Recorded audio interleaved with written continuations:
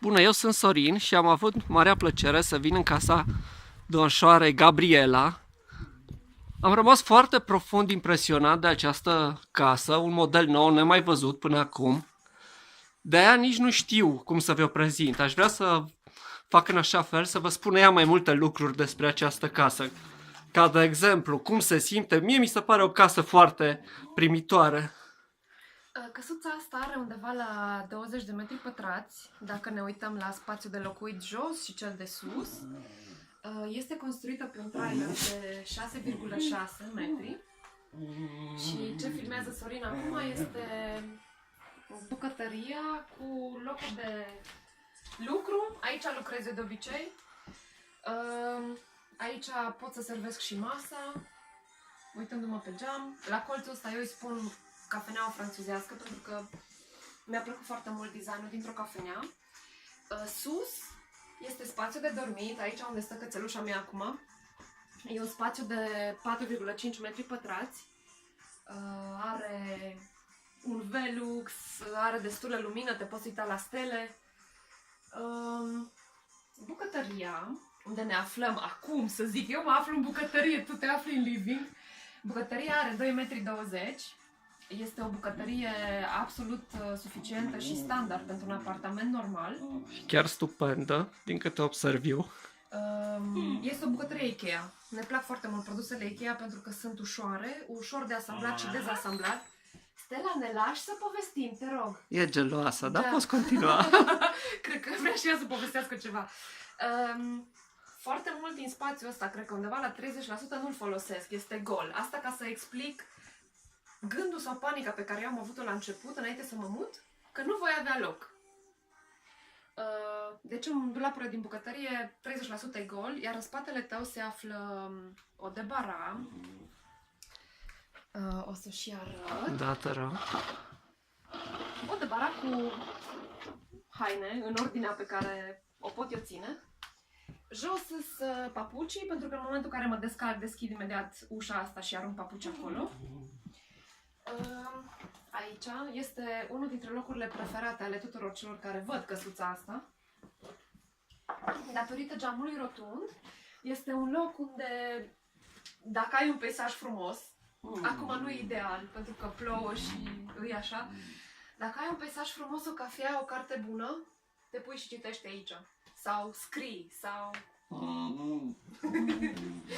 Poți să faci orice, e perfect, oricum, pe de-o parte. Canapeaua asta este extensibilă, ajunge până în ușă și este pentru musafiri, pentru toți oamenii care vin în vizită. Aici pot dormi 5 persoane în casa asta. 3 sus, este loc pentru 3 sus și 2 aici. Este cea mai mică canapea de la Ikea, e chiar foarte, foarte mică, pare mare, dar e mică. Pictura asta e realizată de o artistă la care țin foarte mult, o artistă din Miercurea Ciuc. Se numește Carina Daradici, chiar ieri a făcut pictura. Lămpile sunt făcute din niște crengi pe care le-am găsit aici în curte. Vă arăt asta nu pentru că, vai ce grozavă eu că am făcut niște lămpi, ci pentru că vreau să încurajez oamenii să folosească lucrurile pe care le aruncăm. Crengile astea erau pentru foc. În casa asta sunt foarte multe lucruri refolosite, de la rafturi, la lambriuri, toate lambriurile din exterior, toată casa este făcută în exterior cu lambriuri pe care le-am recondiționat de la o cabană din Austria. Chiar și geamurile spuneai că au 15 ani și arată fenomenal încă, nu? Geamurile la fel, le-am cumpărat de fapt de pe o casă în demolare. Uitați-vă cum arată o tâmplărie de 15 ani. Din Austria, dar are 15 ani. Aș vrea să vă prezint un pic spațiile, pentru că lumea întreabă: dom'le, dar unde e baia? Unde e frigiderul? Ajungem imediat, într-o secundă, e casa mică. Ăsta este locul unde am eu frigiderul. Și aici e locul unde va fi o mașină de spălat, presupun, nu? Jos va fi o mașină de spălat. În dreapta mea se află locul de depozitare a hainelor sau a lucrurilor pe care nu vrei să le vezi. Deci le arunci aici așa. Și acum o să te las să mergi în baie, pentru că nu este loc pentru 2 persoane în baie. Și eu o să vorbesc între timp. Baia este mică, cum spuneam, pentru o singură persoană. Are o toaletă ecologică. Încă nu este instalată, deci baia mai are nevoie de lucru. Mici retușuri, dar va fi Da. foarte ok în puțin timp, se pare. În spatele tău, în spatele tău este dușul. În momentul Care ăsta- și aici încă se mai lucrează un pic, dar va fi Da. gata imediat. Da. Și lățimea băii este de 1 metru. Aici avem o ghiuvetă. E mai mult decât suficient pentru a trăi comod, lejer, plăcut. E o casă foarte primitoare, e prima oară când vin, nu o zic așa doar, dar într-adevăr am avut o senzație foarte plăcută când am intrat în această casă. Și Gabriela, nu o cunosc, e prima oară când o văd, dar e un oaspete foarte ok.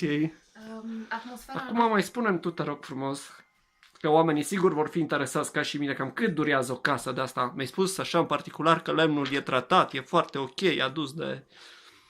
Probabil în că... primul rând se tratează structura, deci de acolo se pleacă. Pilonii pe care se construiește, grinzile, sunt tratate împotriva, deci microbiologic, împotriva focului, umezelii.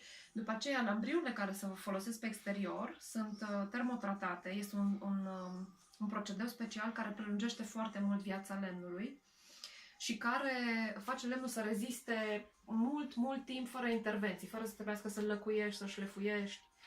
Și, în general, garanția dată de producător pentru lambriurile de exterior este de 50 de ani. Adică 50 de ani nu trebuie să vopsești lemnul. Deci pe viață, practic. Cam. Măcar pentru 2. Așa. Ce ar mai fi interesant pentru un om să știe? Cât costă, de exemplu, o astfel de căsuță? Sau cum se încălzește un om într-un astfel de căsuță? Căsuța în care ne aflăm, cum vă spuneam, are undeva la 20 de metri pătrați și prețul ei cu toate utilitățile, cum o vezi acum, este undeva la 21.000 de euro.